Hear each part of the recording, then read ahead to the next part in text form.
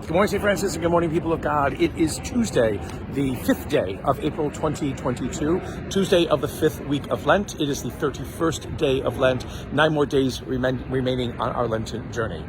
Coming to you once again from the courtyard of our Franciscan school, our parish school, the Franciscan school, which is coming into bloom with our azaleas. Our redbud is there, a lot of our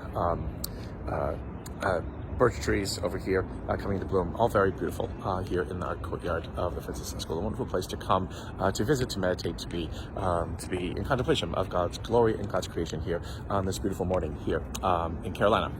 It's going to get warm today, but then it's going to rain and storms and things like that. And so just take care as you go out today. So our readings for today, the book of Numbers, in which the Israelites quarrel or complain against God because they are tired. And it's interesting that Numbers begins with that. They are wearied from their journey. They are in the desert. It is after the Exodus. They are wearied from their journey, and they complain about the manna. It's not delicious enough, or they're tired of it. It's boring, and they call it wretched food and whatever it is. And because they complain, God basically says, I'm going to give you some serpents to bite you and make you sick.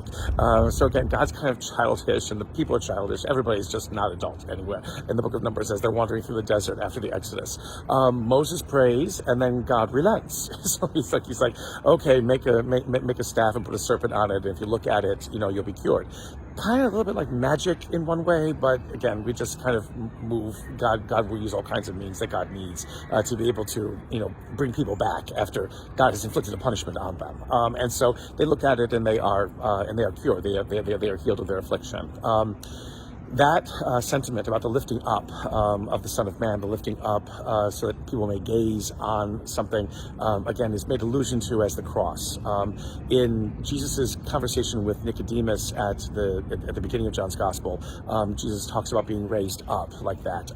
And now, as he continues again with the antagonisms and the quarrels and the difficulties with the Pharisees, again, they are demanding to know who he is, and it's like in how he does this. And they think of him when he talks about the passion predictions that he's just going to kill himself and commit suicide and things like that, and he must be nuts and out of his mind. Jesus, though, responds again and again, twice in this gospel, with the divine name of I am.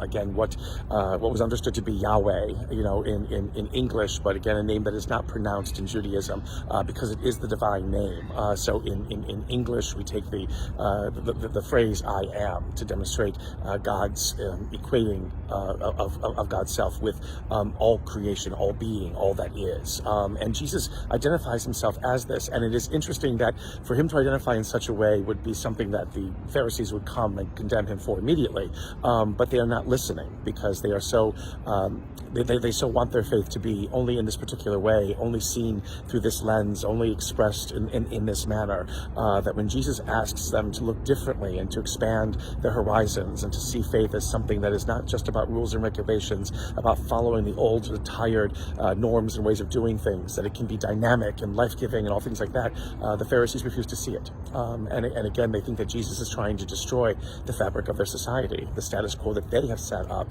which favors them only. That ability to see more deeply into faith is, again, where our Lenten journey takes us. Not to just basically accept things at face value, but to probe even deeper, to see what more they may reveal to us, not only of who God and what God is, but who are we as creations of God, as the image of God, as instruments of God's peace and love in this world. And may the Lord give you his peace.